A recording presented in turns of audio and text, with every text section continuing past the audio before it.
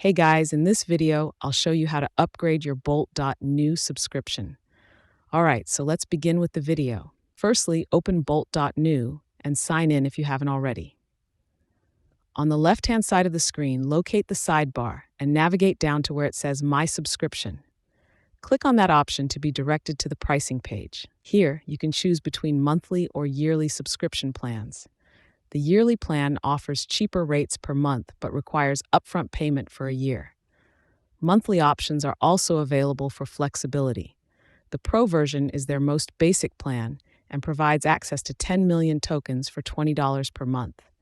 If you opt for higher tier Pro plans, additional discounts may apply. For this example, we'll upgrade to the Pro 50 plan. Once selected, enter your billing details and proceed with upgrading your subscription from there. So that's basically how you can upgrade your Bolt.new subscription. And that's it for this video.